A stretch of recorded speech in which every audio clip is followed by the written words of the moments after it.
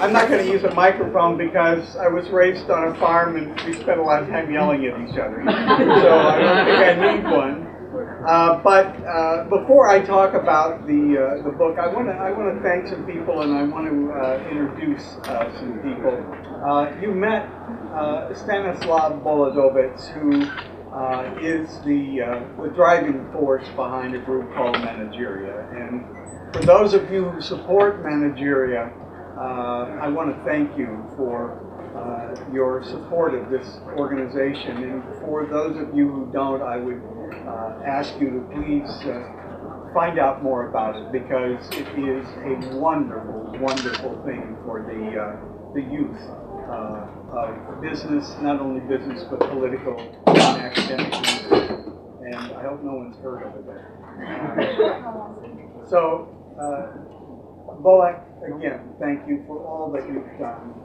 It's been wonderful being associated with you. Now, the tradition is when you write a book in Central Europe, you have what's called a christening, which is this wonderful event where we christen the book, actually. And so you have godparents for the book. And I have two godparents. One of them is still in the delivery room somewhere. I don't know exactly where he is, but Jan Bubeník, who I know will be here shortly. But the role, in my view, of the godparents of the book, to me, is very personal. And I have chosen two people that are very, very dear to me for different reasons. About 8 years ago, when I retired in the United States and we moved to Central Europe, we didn't know where we were going to end up living. We were looking at different places. And one of the people that I met at that time was Jan Bubeník, who is the founder and managing partner of Bubeník Partners. And he reminded me of why I got into business many years ago, because of his love for what he did and his dedication to developing himself. And so Jan and I developed a friendship and later a business relationship. And I look at him as an example of the youth of Central Europe and what is waiting and what is to be. And so he is of the 1989 generation. He was a big part of that, and I'm proud to call him a friend and to have him as he would be sitting here, and he will be in a moment. Is there. And here he comes now. The other individual is this dear person on my left. And the reason that I asked this lovely lady to be godparent of the book is simply this. I have worked with many leaders around the world for the better part of 30 years. But I have worked with very few leaders who have demonstrated the wonderful sense of humanity and performance that Door Plantenga, who is the managing director of Heineken, has expressed in what she does. And I'm very proud to say that I am flanked on both sides by people who are faculty members of the Prague Leadership Institute. Honza was one of the co-founders of Prague Leadership Institute, and Door recently accepted our invitation to join the faculty. And so it is with a great deal of pride that I stand before you between these two individuals, and I am so proud and happy that you both will be here to be part of this. It's so Before I get into the book, if you would like to add a few words, this is the late Jan Bubeník. The late. Great. Thank you. I think Pepper was a godsend to my mentorless generation coming out of the Velvet Revolution. My favorite proverb is that success has many fathers, and since I'm a godfather tonight, I'm very proud to be, for the second time, a godfather of Pepper's book. He became kind of the stepfather of our generation, because our fathers and grandfathers can give us advice on personal relations, but they have basically not been part of the private sector or business careers. So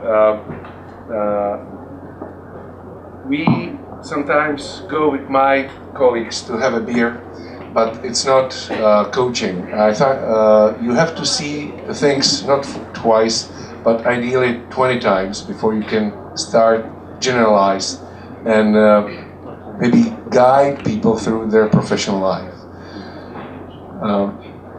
I think I was the second after Priscilla who read Pepper's first piece of writing, the Unwritten resume. And because that time the editor-in-chief of Hospodářské noviny was bugging me for already 2 years to write something for the papers, I had somebody to kind of to give him in my stead. And I think Pepper cursed me for at least the whole year when he was writing every week a column and had a deadline coming. But I think part of that writing is captured in the books laying in front of us. Pepper, thank you for being a friend, being a business partner, and being the father and the stepfather to many of us. Thank you. Thank you very much.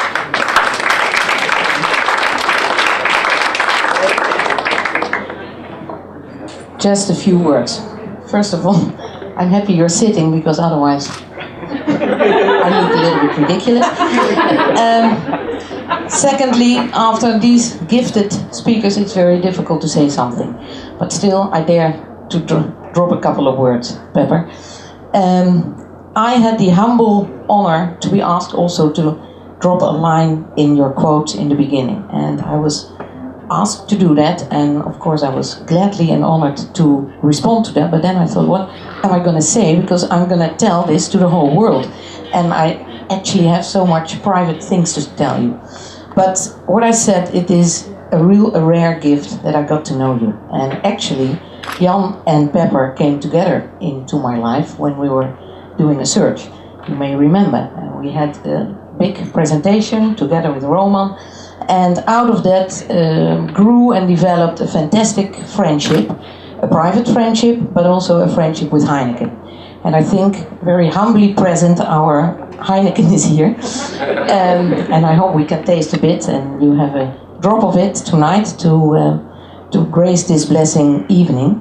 And then in November, I think you were asking me to be the godmother, and I, of course, again, gladly accepted that fantastic offer and very, very big honor.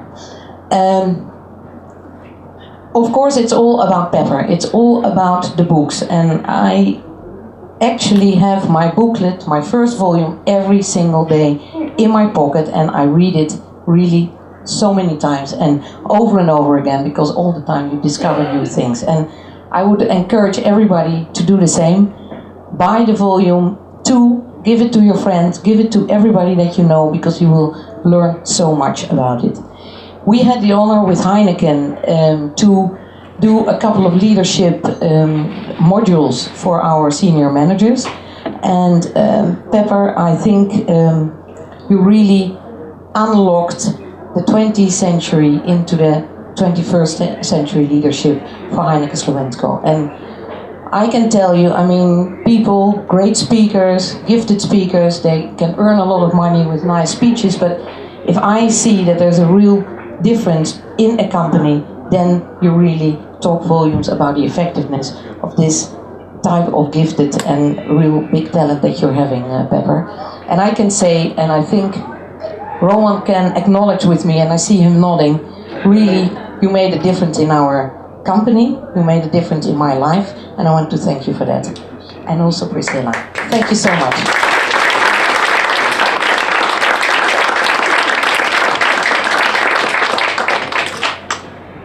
All right, now, in an attempt to keep everyone from falling asleep, I will read very fast, but I would like to. Okay, thank you. Let me find the spot. I was asked to read something from the book to kind of give you a flavor of what it is, and so what I thought I would read is the first part of the book. It's actually 2 pages about how to use this book to change your life is the title of this section. And let me just read that to you. I have been an enthusiastic student of executive behavior since I was 7 years old. My mother, who was a sales executive, would let me go to meetings with her if I promised to sit in the back of the room and to be quiet and just observe. I was fascinated by the impact that she had on the people in those meetings and workshops. In the years that followed, I read as many books as I could find on the style, behavior, and characteristics of leaders. Over the intervening years, my favorite authors, the ones I would go back to again and again, have remained unchanged. Balthazar Gracian, Warren Bennis, Earl Nightingale, Alexander Dumas, Cicero, John Gardner, Homer, Plato, Lao Tzu, Douglas MacGregor, Daniel Goleman, Aurelius, and Goethe, among others. In the early years, reading these books, I was frequently frustrated because I wasn't able to remember all I had read, and I wasn't seeing any progress in my accomplishments. Then later in life, I learned some important things about reading books like this one. First, it's okay to mark up the pages, write notes in the margins, and anywhere you can. This makes the book your own in a number of ways, not the least of which is the reinforcement one gets from doing this. Thank you, Elsa. It's much more than just highlighting a word or a sentence or a passage. It's giving the book words with which to speak to you when you go back and refresh your understanding of its contents. Another thing I learned to do is to scan each chapter and then ask myself a question about it before I began reading. And finally, if I knew the material well enough to formulate a question about what I'd read, it helped my memory of it significantly. And these lessons have had a lot to do with the structure of this book. Each chapter, for example, will begin with a question for you to contemplate as you read the chapter. And then some key points and a few questions at the end of the chapter to help reinforce the message. The last thing and the most powerful is that I would consciously say to myself, I'm not in a speed reading contest. I'm interested in doing this right. I will focus on understanding what I read, especially if I find my thoughts drifting away and I have to read it again. The last thing came to me as a result of a conversation I had with a young French girl who was the daughter of a friend and an excellent student at the top of her class. I asked her how she studied. I was curious if she was one of those people with a photographic memory who just sailed through school. I find that I do much better if I read my lessons 2 times, was her response. I will never forget my surprise at hearing this. Maybe I'm not so dumb after all, I remember thinking to myself. It was then that I learned that it was okay not to absorb what I needed on the first pass. It was really more about having the discipline to reread something. So, to me the message here is that you have to do much more than just read this book. You have to interact with it. Think, ask questions related to the material, and don't give up until you find the answers. If it's important enough to spend your time to read it, commit yourself to doing it right. This is the kind of discipline that changes lives. I'll close by saying my hope is that this little book will help you discover things about yourself, and especially about yourself in the context of others, that will improve the quality of your interactions and bring you closer to your goals. And what I would add to that is this. I started the manuscript 27 years ago, and I never finished it. It kept evolving. It kept changing. The more I would interact with leaders, I would get a different idea, a different concept of what it is. And this is what I was after. This is where the unwritten resume comes from, is that the written resume is something that has limited effect and limited power, especially today. As I mentioned earlier in the day, we all have learned how to write wonderful resumes. We all know the wonderful opening sentences and how to highlight these things, these wonderful things that we've done. So much so that few people believe all of them, and I call them historical fiction today. But the unwritten resume is the impression that we all leave behind after every interaction we have with someone. Think about that for a second. After I leave here today, the impression I leave you with is my unwritten resume that I've left with you. If I'm sitting with someone and we see you walking across the street somewhere and someone says, "Oh, there's your guy," the next thing that's said is your unwritten resume. I walk in somewhere with my lunch tray in my hand looking for a place to sit, and I see a seat over there next to you, the first thing I think about is your unwritten resume as to whether I make the decision to sit there with you or to look somewhere else. And the reason I say that is this. Over the years, I've found that the unwritten resume is so much more powerful because it's who people think you really are. You can't hide your unwritten resume. You can't rewrite it and go back and edit it. Your unwritten resume is who you really are. And what the book is about the 9 key elements of the unwritten resume, what they mean, and how to write your own unwritten resume in a way that sends the message you want to send. It's not about how to fabricate something that's not there. It's about how to use it in the context that it should be used, and in the way that the person you're interacting with needs to hear it. It's about contextual intelligence, I call it. So that's what the book's about. It was a lot of fun writing it. It wasn't for my dear wife, Priscilla, in the front here. It never would have seen the light of day. She's the one that said, finally, pull that manuscript out and finish it. And so I did.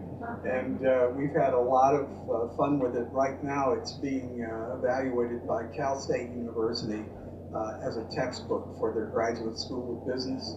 And also Utica College is reviewing it. So we've had a wonderful preliminary response to the book. And I want to thank all of you. I see copies of it out in the audience here, and I've signed a few already. I want to thank you for buying it, and I want to thank you all for sharing your evening with me and with my 2 wonderful friends here as we celebrate this. And so now, let me stop talking so we can all start drinking some Heineken, and we'll christen the book. And I have to thank you. Oh, wait a minute, I want to. Before we get going, yeah, I'm sorry. Questions. Does anybody have a question that they would like to ask any one of us about anything? Does anyone have a question they would like to throw out? I think we've got some thirsty people here. Yeah.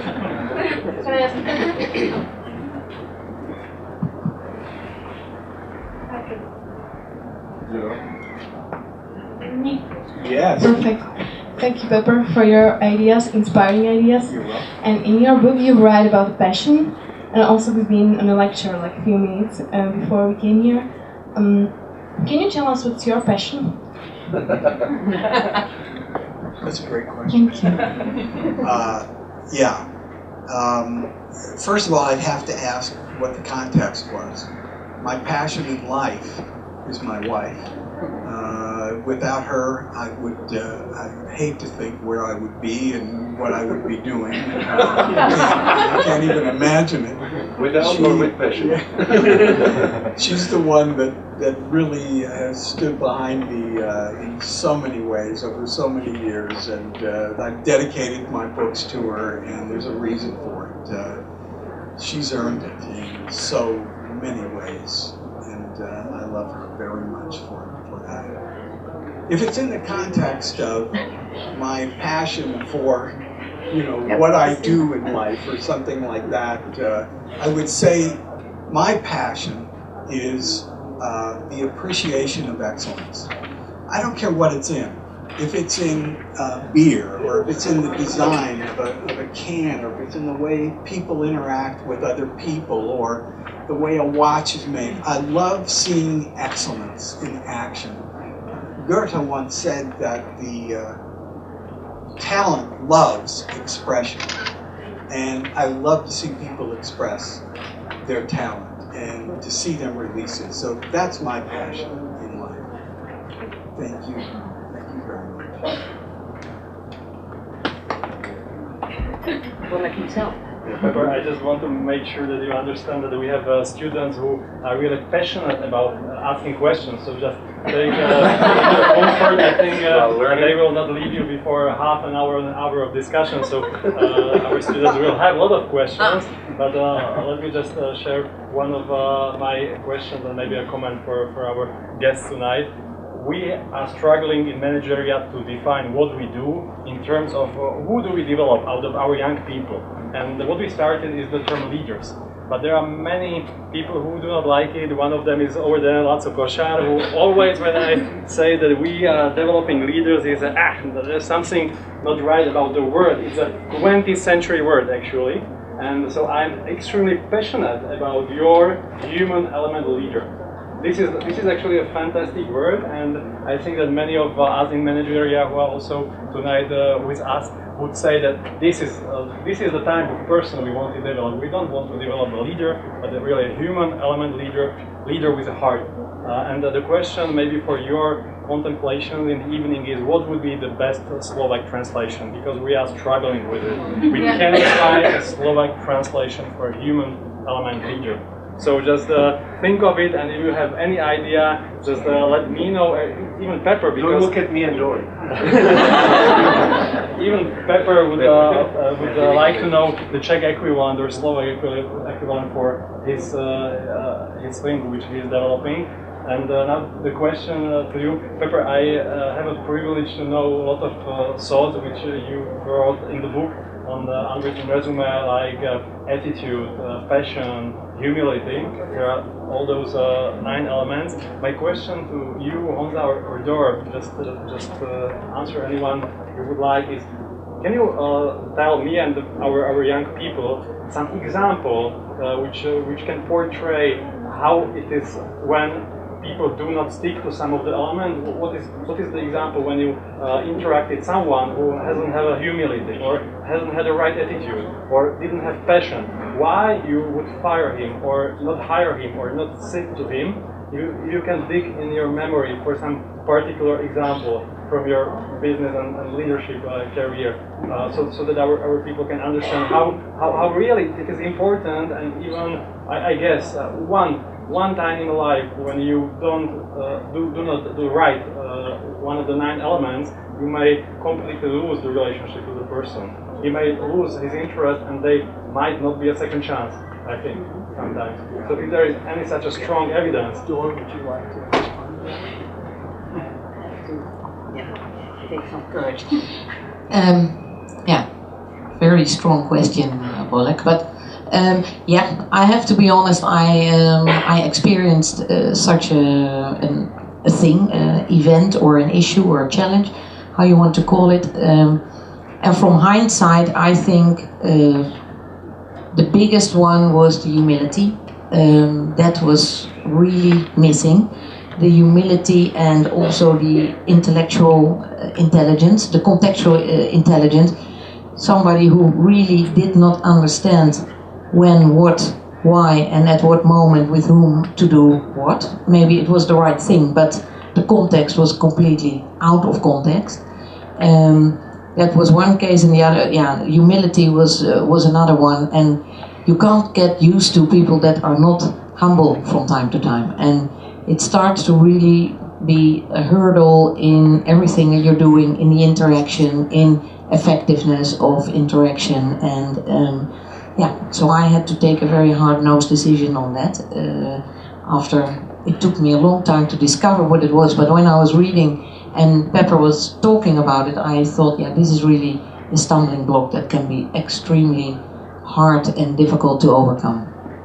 And it's hard to teach it to people. You can say it, but then they will think about it 5 minutes, but then if it's so embedded in their habit, it's really difficult to eradicate it. That would be my experience. Pepper taught me one very short sentence. It's nice to be nice. I think it's very simple, but it's extremely powerful in our life. It's what he describes as a mirror behavior. Sometimes I'm described as naive and maybe less realistic. But I think it is really nice to be nice. And I think my bottle, because of that, is always half full. And I think it's you always control your reaction to the outer world. I mean, what Viktor Frankl was describing in his teaching. It doesn't have to be such a limit type of experience like he did in Auschwitz, where most of his family died, where he kind of observed people who were able to find reason to live, sense for life. It's in our everyday small things. And the other thing is, I think caring, being kind. It doesn't cost much. No, it basically doesn't cost anything. And the result it has on your immediate environment. And it's funny how basically, in other words, smart and impactful people say the same. It's hard to believe that some hard-nosed business person like Jack Welch is basically saying only in other words, in another circumstance, the same as the impersonation of passive resistant Mahatma Gandhi. He's basically, even though he was labeled as the passive resistant, he's saying, be the change you want to see in the world. Basically, come on, don't be stupid. I mean, don't wait somebody else who's gonna do it for you. Be the inspiration, be the role model. You always have the chance to impact at least the person next to you. And I think there are lots of things which Pepper is saying, that is showing us that it works in everyday life, and it makes the life much better and much nicer, and the world a much nicer place to be. Let me give you some real-world examples of what I'm talking about in the Unwritten resume. One of the things that I have found over the years is a very common mistake, is that people do not understand the powerful message that little small actions or small words have. They don't think about, when they're out of context, what the impact is. Let me give you an example of what I mean. If I'm interviewing someone, and I'll give you an example of an interview that I was doing maybe 30 years ago, I will never forget it. It was with a young investment banker from New York. And we'd gone through the interview. The guy was just right on for what we wanted. Just really bright, intelligent, all of this. Just a great presence. And I was ready to present him to our client and say, you know, this is somebody you need to meet. But at the end of the interview, I said to him, okay, now we're moving out of context in his view, because in context means in the interview, the direct part of the interview where I'm asking questions. So now we're relaxed, we're out of context. And I said to him, Larry, you know, this position that we're talking about is in San Francisco, and you live in New York, and I know that you just got engaged. You know, I hope it's not going to be a problem. And he said, it's not a problem. It's what I want to do that counts. He said, if I have to break off my engagement to get this job, I'll do it. And I didn't present the guy, because that told me so much about who he was.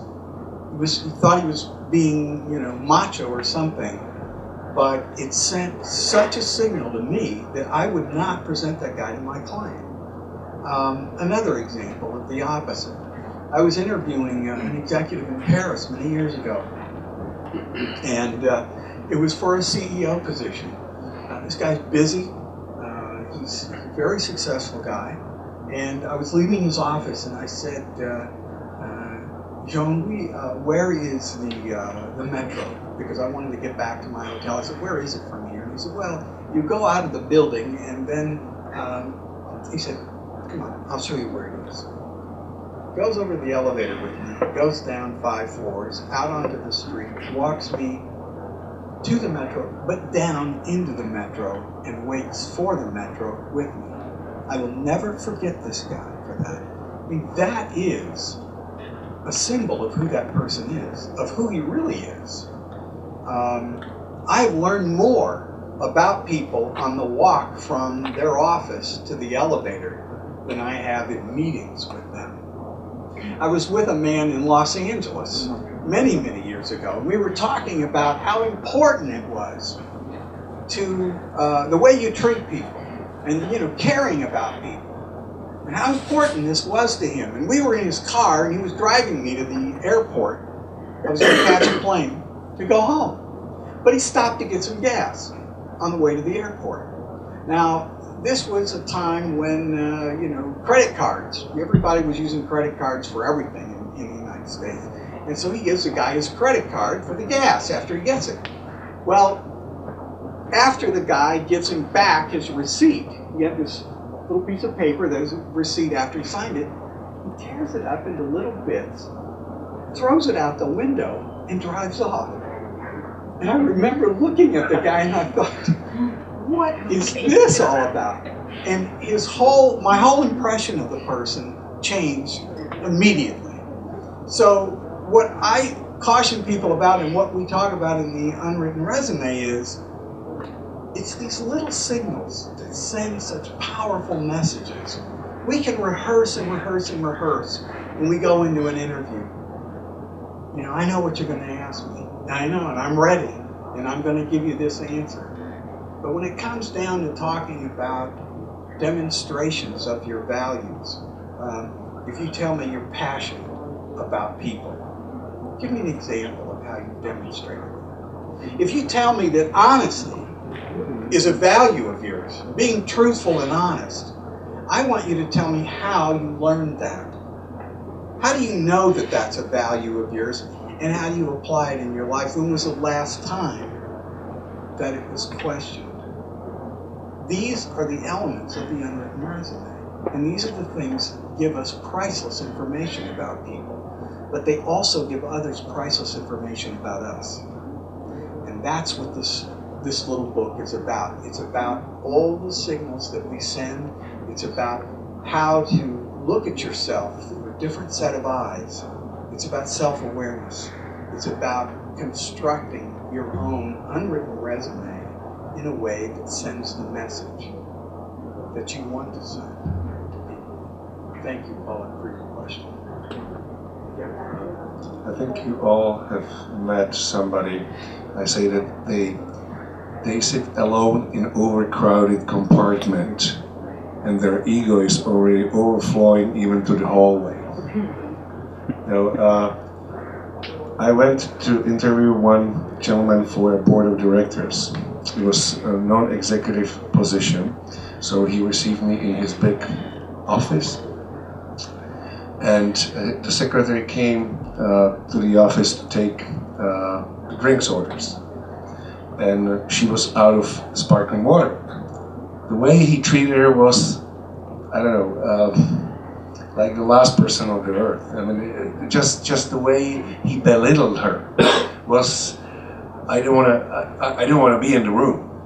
And then we talk about how he likes people, how people are the most important, and how he hates the hierarchy and would never really treat differently his subordinates or his boss or his board of directors.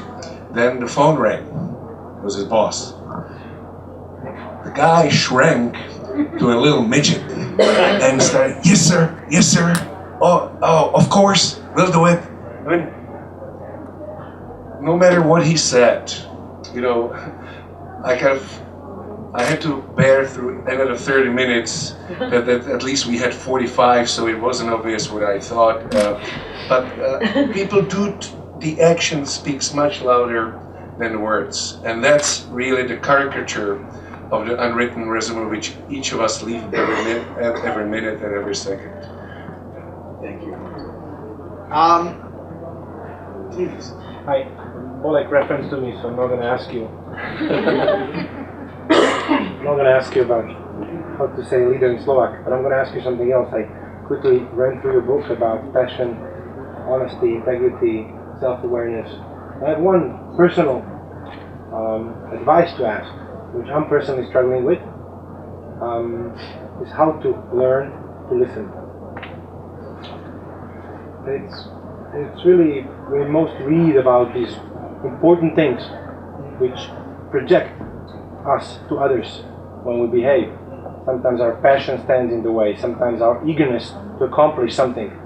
Just like Jose said and you said, small things can destroy in unbelievable way good intentions. And how can you bring it to life that you count to 100 or you read Dalai Lama 100 times before you speak? What do you really do? There are two ways to answer that question. And one of the hardest things I have to do in what I do is I work with what I call alphas. I work with people who are at the top of their game. They're very productive, they're very smart, they're very accomplished, okay? And they also have the same problems that I have dealt with. I call myself a recovering alpha, and that's why I know what these are. But the term in psychology is self-enhancement bias. And what that means in common language is alphas all have this. We all have it. And what it means is that sometimes we think we're a little bit smarter than we really are, and we shut down. We don't take in information, okay? Now, how do you learn to listen?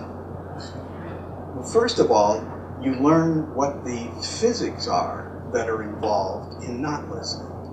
The physics cause and effect. If I don't listen to people, I'm not learning anything, and people will look at me as somebody who is incapable of learning. Someone who can't hear the siren behind them before they get run over by whatever it was that was sneaking up behind them. People who listen are people who are interested in finding out the truth. They are people who are intellectually curious. There are people who look at other people, sometimes with compassion, because sometimes listening is not about hearing what someone has to say. It's about letting him say it so that they can get it out. And that's what leadership is about. Leadership, or just, I use a term that I call interpersonal competence. Interpersonal competence. That means you don't always need to talk. It means that sometimes it's best to ask a question than to offer an answer. Anybody can have an opinion, but it takes intelligence sometimes to formulate a question, to bring out the answer in someone else. That's what the 21st century is about in leadership. Thank you for your question. Did I touch on an answer that... Still tough to execute. Yeah. Well, my grandma said it starts with me shutting up. But I'll tell you, there are some very interesting studies that have been done recently. Daniel Goldman is one. Sharon Begley wrote about in her book Change Your Thinking, Change Your Mind, or something like that. It's a study that, a bunch of studies that have been done about brain plasticity. And what this is all about is what's, in medical terms, is called neurogenesis, or the creation of new neural pathways in your brain. We used to think that the brain stopped developing in childhood. Okay, just as recently as 1999, there have been articles written in journals, medical journals, about the brain being static. It will not develop. In fact, if you damage parts of the brain, you can forget it. Okay, it will never grow back. It will never, we will lose the function. But what we know now is that the brain is very plastic, even into adulthood. And if we repeat activity, if we repeat things like trying to listen, sooner or later we create a neural pathway that allows that to happen. So it is the repetitive action of it that creates the pathway, and then it becomes second nature. It's like any learning, basically. Exactly. Thank you. Thank you very much. Thank you. I can speak without microphone. Thanks a lot for your presence today, that you share the ideas with us. We're talking today about the mirror, and we create a mirror, and we should create it. And my question would touch 2 points of that minute we stand in front of the mirror. Firstly, how to help the young people who want to be leaders, who want to change the things around them, to make that mirror. Because I think that's very, very difficult for them to stand in front of the mirror they made for themselves. And then, for example, when I stand in front of my mirror and I see what are my strengths and what are my weaknesses, for example, I see also the point of fragility, that everybody of us is fragile in something. And how can I control that point of being fragile, which I also see in the mirror, and I can make it as my strength, for example. I don't want to say not to be hurt, but maybe to control that fragility, that some person who can observe me better can find it, and can hurt me then. I want to be sure I understand your question. Are you asking how to deal with a personal weakness, or are you asking... Is it how to overcome uncertainty? Mostly how to overcome and how to deal with the fragility that also I have and also all of us have. That's one point that we know that we are fragile, we can be hurt in something. Let's say in business, in the professional area, and that somebody who is over generation can observe at us and can really stick to that point and can hurt us. And how we can cope with that, how we can work with that. Do you have some thoughts you want to throw out? Well, maybe what I heard you saying this afternoon is about this self-confidence. And we all think that self-confidence is being extremely confident, and we show confidence, and hey, we know best and we don't make mistakes, etc. Whereas I think self-confidence, and also among students, if you dare to say, I don't know, I actually have no idea, I have a lot of uncertainties in my life, it makes you feel, and it makes you a lot stronger, because you don't need to have all the answers. Pepper doesn't have all the answers, Priscilla doesn't have all the answers, I don't have all the answers, but if you don't feel too scared to say that to yourself and mirror yourself, I think you are a much stronger person than somebody who only thinks, well, I can be a winner in life, and I have no question marks or whatever. So I think it's a trait of self-confidence to just say, well, I don't know, help me, because maybe I can learn from you and reach out to others. But I don't know if I answer your question a little bit. You spread the message. But maybe you have to first get a certain level of confidence before you can say, I don't know. That is true. But when you start young, I mean, you can be surrounded by people, because if you say you don't know, what is your natural reaction? I'm going to help you. Other people are going to support you. I didn't do so well. First reaction is people want to help you and support you. If I say, well, I did a great job, it's, well, what a bragger, you know, and you cause a reaction that is quite negative. Whereas if you are humble and not that certain, actually your self-confidence is growing, in my view. Let me give you another spin on that.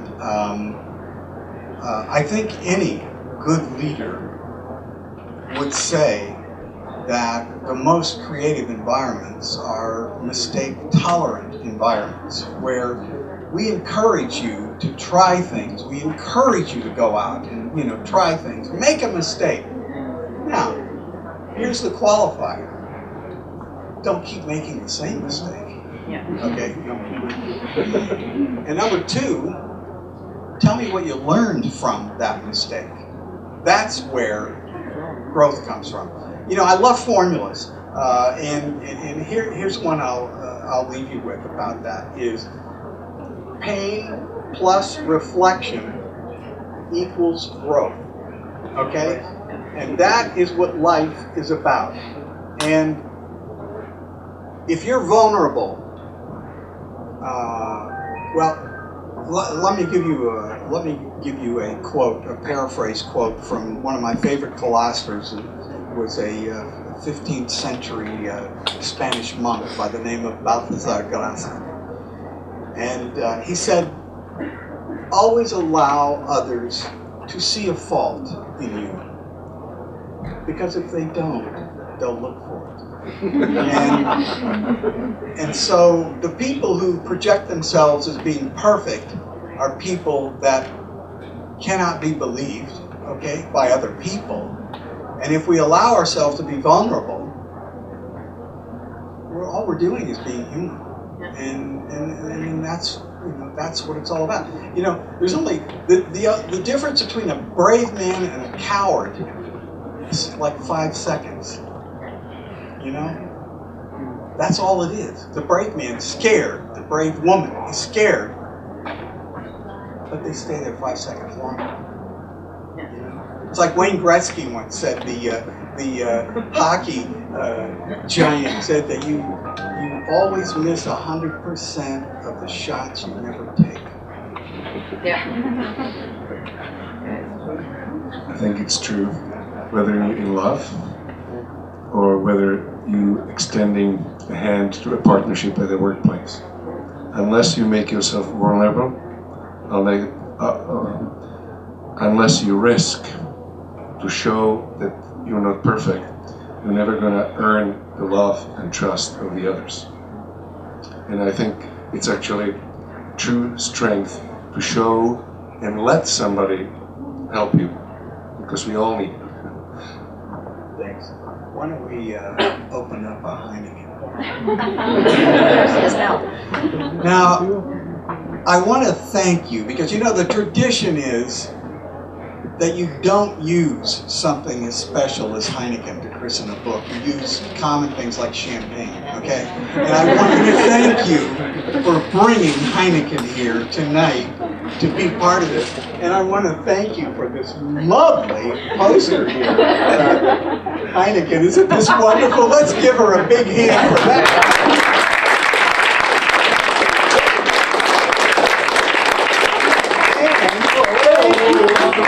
Thank you so much for all of this. Now we're going to, we have something for Hamza too that's hiding somewhere. Here it is. Thank you very much.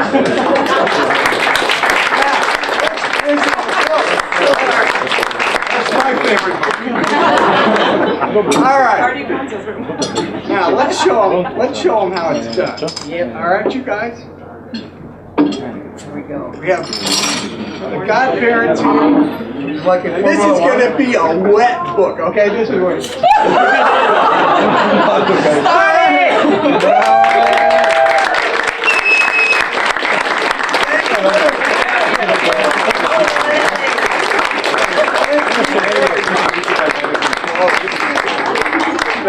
Now you can tell when it's been done right. How many books have you seen swim in Heineken? Let's all have a beer. Thank you very much.